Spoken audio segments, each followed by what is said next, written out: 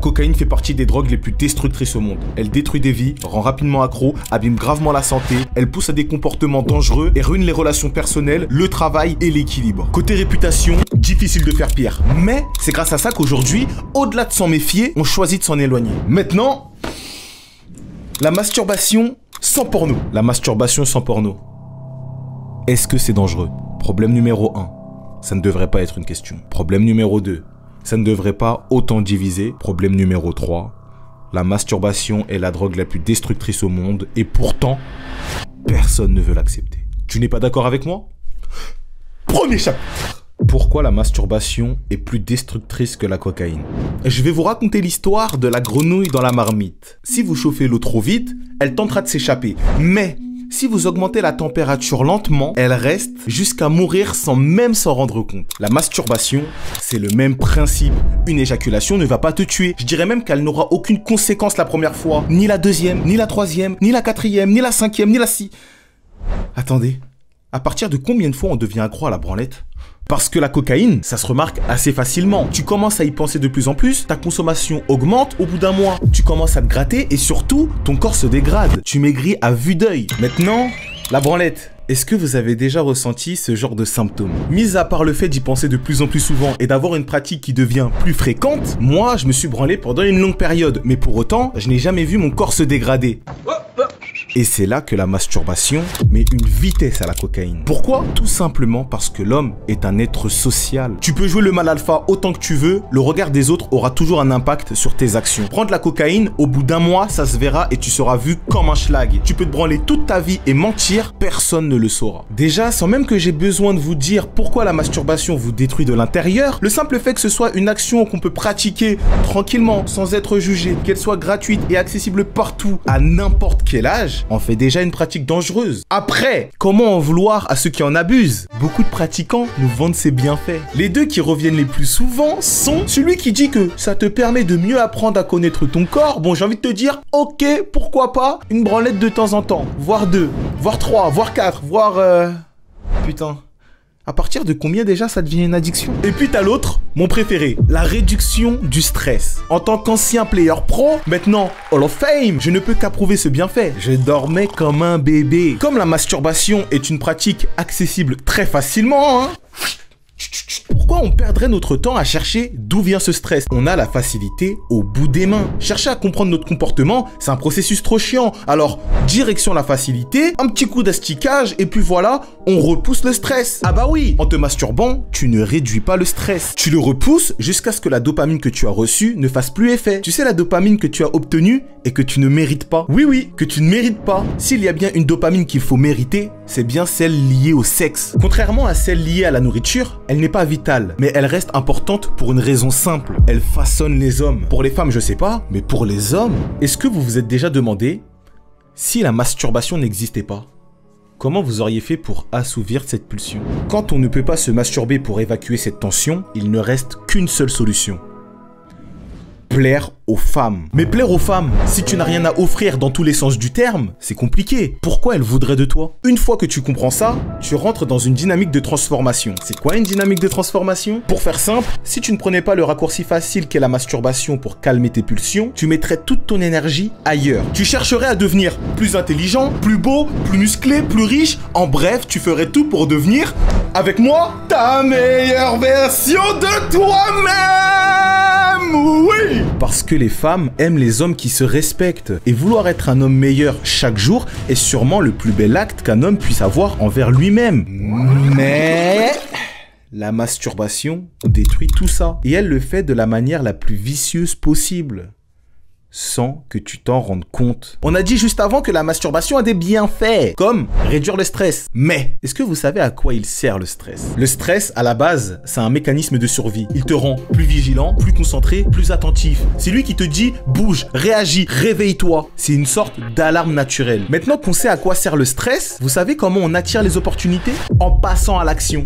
Qu'est-ce qui nous aide à passer à l'action? Le stress. Sans lui, moins de mouvement. Il n'y a plus cette urgence, cette énergie qui nous pousse à réagir et donc à créer des opportunités. Ce qui veut dire que tu peux te branler une fois et rater une discussion, une rencontre, une sortie ou même une vidéo qui aurait pu changer toute la trajectoire de ta vie. Mais ça, c'est pas le pire. Le pire, c'est que dans mon exemple, j'ai dit que tu pouvais rater tout ça si tu te branlais une fois. Mais la vérité, c'est que toi qui me regardes, hein, tu te branles combien de fois? Une fois par mois? Arrête de mentir, c'est impossible. Une fois par semaine? Arrête, ça c'est le mensonge qu'on dit en public. La vérité, c'est que tu dois le faire sûrement une fois par jour. Tu dois sûrement pratiquer en cachette. Enfin, je l'espère. Parce que oui, c'est un moment intime, mais c'est aussi un moment gênant. Quand tu te torpilles le pénis, je le sais, tu le sais, on le sait tous que la position masturbation, c'est la moins charismatique au monde, voire celle qui te décrédibilise le plus. Pourquoi? Parce qu'au fond, on sait qu'un homme qui a du succès, qui a travaillé sur lui pour développer des qualités qui plaisent aux femmes, lui, il ne se cache pas dans sa chambre pour assouvir ses pulsions en cherchant la femme qu'il aimerait bien baiser dans la vraie vie. Celui qui n'a pas le niveau, il se contente de regarder bien attentivement la beauté du mec pénétrer comme il faut le vagin d'une femme qu'il rêverait d'avoir, tout en se branlant, en imaginant être à la place du mec. Si la scène que je viens de vous décrire, ce n'est pas un acte de mec impuissant, qu'est-ce que c'est? Et puis t'en as d'autres qui se cachent derrière le fait de dire « Moi je me branle sans porno ». Tu as raison. Tu as sûrement raison. Te branler sans porno, c'est mieux. Mais au fond, le principe reste le même. T'imagines baiser une femme que tu connais que t'as pas pour déclencher une éjaculation que t'as pas méritée. Je sais que la façon dont je vous parle là apparaît très jugeante. Enfin, on va pas se cacher, elle est jugeante. Mais les gars, j'ai été à votre place. Je sais que si on vous choque pas avec des mots, vous allez pas changer. Soyez honnêtes. Là, après cette vidéo, il y en a qui vont dire que je diabolise la masturbation, etc., etc. Les gars, à ces personnes-là, j'ai qu'une seule chose à leur répondre. Tous les hommes ont déjà ressenti ce moment de dégoût juste après avoir joui. Ce moment où t'as craché, où t'as éteint ton téléphone et que tu regardes ton sperme. Ça vous a jamais traversé l'esprit de vous dire « Dites la vérité !» Imagine les gens de ma famille qui sont morts, ils m'ont regardé. C'est une dinguerie! Une sensation qui est véridique, personne ne regrette jamais après une séance de sport. Mais toutes les personnes que je connais, sans exception, ont tous regretté après s'être masturbés. On ressent tous ce dégoût. Vous pouvez inventer tous les bienfaits que vous voulez sur la masturbation, dire que c'est bien, sans le porno, nanani, nanana. Quand vous êtes seul avec vous-même, que vous éteignez votre téléphone et que vous regardez votre sperme, vous et moi, on se sait. Je sais ce que vous ressentez. Vous pourrez, après cette vidéo, mettre un commentaire, nanana. Quand tu vas te branler ce soir, je suis une salope. Si tu ressens pas un gêne, quelque chose en toi qui te fait dire « Je crois qu'il faut que j'arrête. » J'ai reçu hier ou avant-hier un commentaire qui disait que je spammais le fait que la misère sexuelle expliquait plein de mauvais comportements chez les hommes. Mais c'est la vérité! Presque tous les hommes se branlent. Comment tu veux qu'un père de famille, lui-même touché par ce poison, éduque correctement son fils à ce sujet? Son enfant va entendre parler de masturbation à l'école, va essayer dans son coin. Et comme ses parents ne sont pas éduqués à propos de la dynamique de transformation et tout ce qui entoure l'énergie sexuelle, l'enfant grandira avec ce poison en lui, sans même le savoir, et ça va freiner son développement. Et tu sais ce que ça crée? Un père qui n'a jamais été sensibilisé à ce poison, qui ne sensibilisera pas son fils, ce fils qui, à son tour, ne sensibilisera pas le sien? Une boucle, une chaîne, un retard de développement générationnel. Et quand ce retard devient trop grand, tu te retrouves avec des hommes de 40 piges, incapables de maîtriser leurs pulsions, ni leurs émotions, des mecs à la mentalité défaillante, anesthésiés par des années de facilité, pris dans un cercle de médiocrité transmis de génération en génération. L'industrie du porno est une industrie qui brasse à mort. Ça en dit long sur notre société. Vous croyez que la misère sexuelle, ça date d'il y a 20 ans, 40 ans, 60 ans, il y a 100 ans? Ça date à l'époque des pyramides. Les gens, ils se masturbaient depuis bien longtemps. Et si on en croit ce que je dis, ça n'a jamais été quelque chose de bien. Donc ça veut dire que ce retard de développement générationnel, aujourd'hui, beaucoup de gens n'arrivent pas à arrêter la masturbation car ils pensent que leur échec est causé par quelque chose d'autre. La cocaïne, c'est facile de remarquer les dégâts qu'elle cause vu à quel point elle te détruit vite. Mais la masturbation, comme j'ai déjà dit, c'est plus subtil. Elle s'immisce silencieusement, lentement dans plein d'aspects de ta vie. Par exemple, si ta femme ne veut pas faire l'amour, au lieu de comprendre pourquoi, au lieu de la séduire, au lieu de la chauffer, beaucoup d'hommes font l'erreur que moi-même j'ai faite, se dire « Tant pis, bas les couilles, je vais aller me branler, comme ça moi ma pulsion elle va partir, comme ça je suis tranquille. » Ça fonctionne pas comme ça, les gars, ça fonctionne pas comme ça. Mais je vous comprends. Je vous comprends. Parce que la vérité, combien de fois je me suis senti comme un chien en rut qui a tout le temps la dalle quand je suis avec ma copine.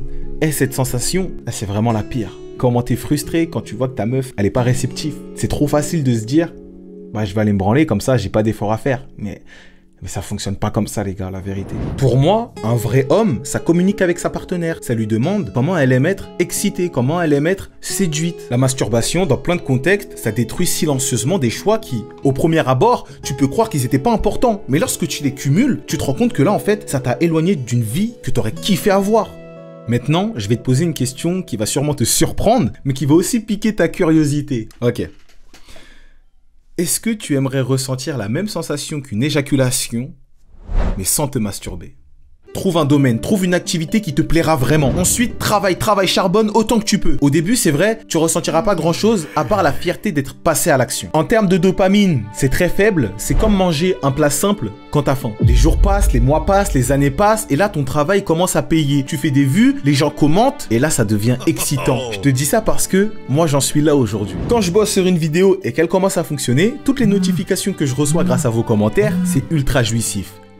Mais c'est pas encore comparable à une éjaculation. Quand ta fusée commence à bien décoller, là tu commences à toucher des sommes astronomiques, des sommes qui te donneraient presque l'impression d'avoir éjaculé. Tu réalises que tu vis enfin d'une activité qui te plaît, et crois-moi, c'est rare, très rare. Peu de personnes peuvent s'en vanter. Mais même là, je pense que ce sera jamais exactement la même sensation qu'une éjaculation. Je vais arrêter de tourner autour du pot. Tu sais ce qui peut te faire ressentir l'équivalent de 10 éjaculations en une seule? Une femme. Mais pas n'importe laquelle. Une femme que tu vas rencontrer sur ton chemin, qui va voir ce feu dans tes yeux, qui va reconnaître en toi un homme incroyable, qui cherche à devenir sa meilleure version, qui juste par sa présence tire les autres vers le haut. Et là mon frérot, les rapports intimes que tu auras avec elle, ça te fera vivre un truc plus intense que 1 milliard de branlettes. C'est pas juste du plaisir, c'est une explosion d'énergie, c'est une connexion. Baiser une tempe, c'est la même chose que se branler. C'est l'acte d'un homme qui est frustré, qui n'a trouvé aucune autre solution pour assouvir sa pulsion. Alors qu'un homme et une femme qui font l'amour, c'est deux êtres qui se plaisent sincèrement, profondément, pour ce qu'ils sont, pas juste pour le corps, mais aussi pour l'âme.